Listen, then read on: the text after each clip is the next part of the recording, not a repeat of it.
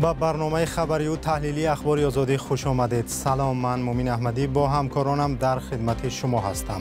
امروز 25 اکتبر است. سرخط موضوعهای برنامه: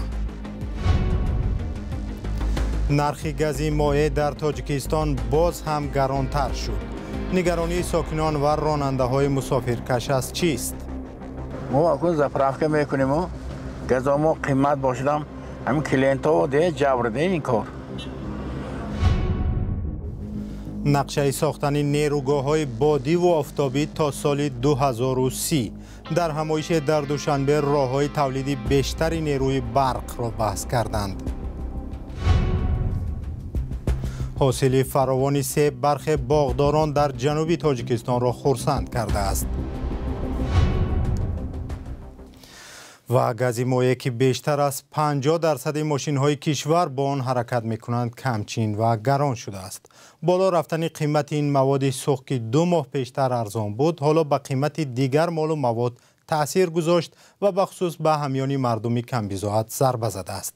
فرزان محمدی از ولایت سوخت، یکی از راه‌های اساسی واردات گاز مایع، این گزارش را برای ما و شما فرستاد. نرخ گاز مایع نظر به 2 ماه پیش 1.5 برابر افزوده است. در تابلوهای نقطه‌های فروش سوزشواری حالا 1 لیتر گاز مایع از 7 سامان و 20 درم تا 7.5 سامانی نوشته شده است. اولی ماه اوگوست این نرخ اطراف 3 سامانی بود. تاجران در نزد دوربین در این باره گپ نمیزنند، ولی در صحبت‌های بدون ثبت گفتند که این امر از بالاست. اما تاثیر آن را بیشتر راننده‌های مسافربر و میزاجان حس می‌کنند. همین کلینت ها ده جبرده این کار. سال ما هم نرخ ما تغییر بیاد می های میکنیم، تغییر نبیاد های نمیکنیم. من خودم راننده هایم، تاثیر بد میرسوند. نه اینکه برای خاطر راننده ها، بلکه برای پذیران نرخ نو قیمت از برافت اومد قیمت میشد. بعضی نقطه‌های فروش سوزشواری به مثل گازپروم چند روز است که گاز مایع ندارند و تابلوهایشان هم خالی است. مقامات دلیل چنین تغییرات را در بازار سوزشواری به افزایش ارزش آن در کشور صادرکننده ربط می‌دهند. برخی از بازارشناسان بر اینند که برای حل مشکل به تاجران باید سبوکی داد و بازار از مونوپول یا انحصار شرکت‌های علاهیده آزاد گردد.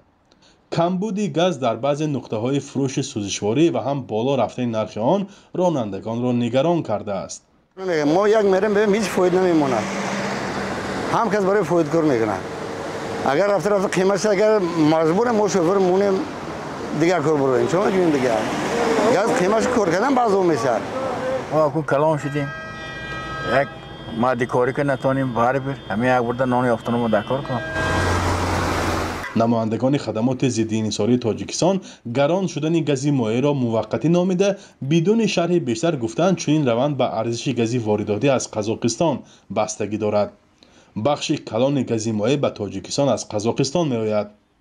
برنامه آذوقه سازمان ملل متحد نیز در گزارش نوی خود سبب بالاروی نرخ سوزشواری را در افزایش ارزش آن در کشورهای صادرکننده و به مقدار نسبتاً کم وارد شدن این نوع محصولات از خارج کشور عنوان کرده است. ارزیابی این نیاد که نرخ محصولات در بازارهای کشور را پیگیری می‌کند بر اساس گفته‌های تاجران صورت گرفته است. بالاروی نرخ سوزشواری در تاجیکستان همیشه مایه نگرانی ساکنان بوده است. با گران شدن سوخت، راهکرا و خوراکواری نیز گران خواهد شد. این شب و روز نرخ بعضی محصولات از قبیل آرد و روغن کمی بالا رفته است. در تاجیکستان 14 شرکت به انتقال گاز مایع مشغولند. این کشور به دلیل نداشتن امکانات کارکرد نفت، گاز و بنزین را از خارج و اساساً از روسیه و قزاقستان می‌گیرد. با اطلاع رسمی در نیم ساله اول سال روان به کشور بیش از 450,000 تن محصولات نفتی وارد گردیده است. فرزان محمدی، رادیو آزادی شهری خوجند. در ادامه این موضوع، با نزدیک شدن فصل سرما با محدودیت یا لیمیت انتقال یافتن نیروی برق در تاجیکستان بیشتر می شود. تاجیکستان سالهاست اعلان می کند که برای حل مشکل بی‌برقی تلاش دارد، ولی وضع هنوز به طور چشم‌رس تغییر نکرده است. ضمناً امروز در شهر دوشنبه وزارت انرژی تاجیکستان و اتحاد اروپا همایشی را برای پیدا کردن راه‌های تولید بیشتری نیروی برق برگزار کردند. همکاران براد یوسفی و علیشیر ظریفی در این باره گزارش دارند. тоҷикистон бо назардошти афзоиши талабот ба нерӯи барқ нақша дорад то соли 2030 тавлиди онро аз ҳисоби нерӯгоҳҳои бодиву офтобӣ то 70 мегаватт бештар кунад. ин нукта дар ҳамоиши байналмилалии энержии босамар дар тоҷикистон дурнамо ва мушкилот садо дод.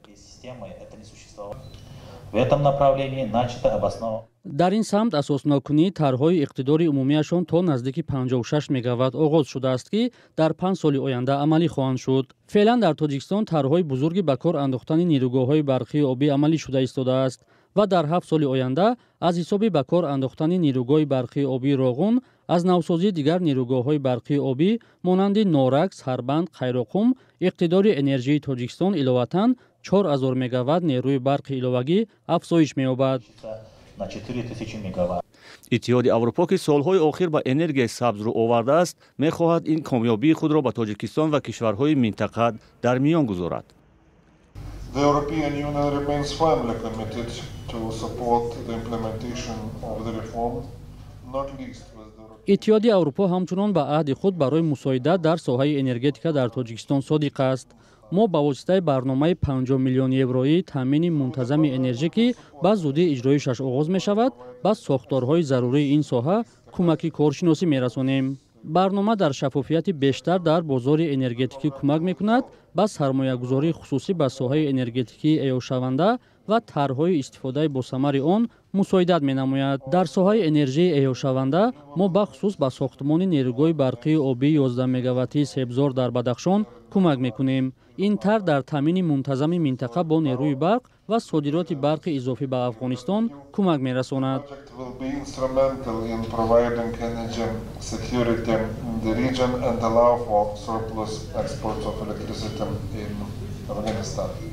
гуфта шуд ки Тоҷикистон ҳоло дар ростои тарҳрезии сиёсати энержӣ ва механизми истифодаи босамари он қарор дорад. созмонҳои байналмилалӣ инро фурсати муносибе барои табодули таҷриба медонанд. бо назардошти даромад аз ҳисоби энержӣ, таъини тарофаҳои худкифо ва насби системаҳои муосири пардохти ҳаққи он ки оғоз ёфтааст, бояд дар саросари кишвар бар роҳ андохта шавад. ин як ҳаракати корӣ ва дар роҳи дуруст аст. айни замон бояд ба мудирияти посухгӯ, шаффоф ва босамари пулҳои ҷамъшуда тамаркуз кунем. суҳбатҳо атрофи афзоиши тавлиди энержии сабз дар ҳолест ки сокинони Тоҷикистон ҳоло ҳам дар фаслҳои сардӣ нерӯи барқро бо маҳдудият мегиранд.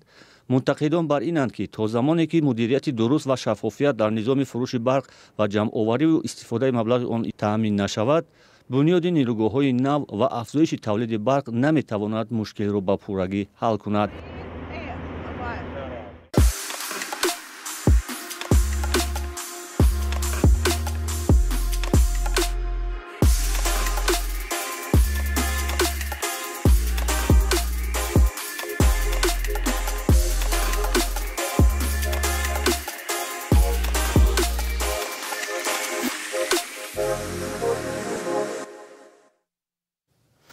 برنامه با گزارشی از روسیه دوام می‌دهیم. در مسکو یک مهاجر قرقیزستانی که در شرکت یاندکس به حیث خطکشان یا کوریر کار می‌کند، قریب بود نافهمیده به قاچاقبری مواد مخدر تبدیل یابد. الیار مترایموف توکلی بسته را که به او برای رساندن داده بودند کشد و در داخلش مواد نشعه‌دار را پیدا کرد. همکاران ما از طرح میگرانت مدیا با این مهاجر هم صحبت شدند و آن را شهلای گلخوجه تقدیم می‌کند. او گفت که در داخل بسته تنها یک فوتبالکه هست و آن را به سراغه رساند. من راضی شدم ولی در دلم شبهه پیدا شد. بسته را گشودم که در آنجا مواد مخدر بود. الیار مهاجر قرقیزستانی در مسکو در شرکت خدماتی یاندکس فعالیت میکند. او میگوید چند پیش یک سپارش گرفت و قریب بود به اختیار شریک جنایت شود. آدم را از روی نمود ظاهریش می شود فهمید که نشمند است یا نه. فرمایشگر لاغر بود و افسرده می نمود. در حال فکر کردم که چطور او همگی یک فوتبالکه ارزشش 1500 روبل را فرمایش می دهد. سفر تقریبا 1 ساعت طول می کشد. او اینقدر پول را از کجا می گیرد؟ الیار توکلی بسته را گشود. در آن یک فوتبالکه کهنه بود و در داخلش خلطه سلوفانی با خاکه سفید. راستی گپ در اول ترسیدم. من به بخش تکنیکی شرکتمان نوشتم. گفتم که از اجرای این سفارش دست میکشم و بسته را میپرتایم. بخش تکنیکی چیزی نگفت و درخواست را بیکار کرد. من برایشان عکس‌ها را فرستادم و همه چیز را طوری بود نوشتم. خلطه را به پرتوگاه انداختم. بعد سفارشی نوبتی را قبول کرده کار را دوام دادم. این مهاجر به پلیس مراجعه نکرد، اما همه را همچون دلیل در تلفنش ثبت نمود. پس آن به فرمایشگر زنگ زد. او به الیور تهدید نموده طلب کرد که بسته را برگرداند. من به او گفتم شما می‌خواستید مرا گمراه کنید. وی همه را انکار کرده به تهدید کردن گذشت. بعداً از چند رقم دیگر هم زنگ زده و به من تهدیدها کردند که اگر بسته را بر نگردانم مرا میابند. من گفتم هر کاری که میخواهید بکنید. به گفته الیور، آنهایی که در مسکو همچون کوریر کار میکنند باید خیلی احتیاطکار باشند. جنایتکاران اکثر وقت برای انتقال مواد مخدر از غذارسانها و دیگر خطکشانها استفاده میبرند. به همین دلیل بسیاری از هموطنان ما پس پنجره رفتند، فریب خوردند. اکثر آنها حتی در این باره نمیدانستند. آدمان زیادی از قرقیزستان آمده به کوریری مشغول می شوند و گمان می کنند که این کاری آسان است. آنها حتی نمی دانند که چی انتقال می دهند. اگر الیور زیرکی نمی کرد و بسته را نمی کشد، امکان داشت برای قاچاقبری زندانی شود. طبق حسابها هر سال شماره قربانیان چنین جنایت‌ها در شهرهای روسیه افزایش می‌یابد. بر پایه آمار وزارت کار خارجه قرقیزستان، اگر در سال 2021 برای انتقال مواد مخدر در روسیه 324 قرقیزستانی را محکوم به زندان کرده باشند، در سال گذشته این رقم به 614 عدد رسیده است که تقریباً 2 برابر بیشتر است. برمیگردیم به تاجیکستان. در ناحیه کوهستانی شمس‌الدین شاهین شورابادی سابق امسال حاصل سیب نظر به سالهای گذشته فراوان‌تر شده است. حالا خریداران از سراسر تاجیکستان برای خرید این میوه خوش‌طعم به ناحیه می‌آیند که باغپروری یکی از منبع‌های اساسی درآمد مردمی کشاورزی آن است. همکارم محمود جان رحمتزاده از حاصل قنداری یک باغدار از نزدیک شناس شده است. در این خانه از حالا نوع‌های گوناگونی سیب چیده و ذخیره کرده می شوند. با گفته باغداران ناحیه شمس‌الدین شاهین، حاصل امسال خدا داده است. بنابراین قریب در هر عائله یک خانه مخصوص برای ذخیره سیب نقشی سردخانه را می‌بازد.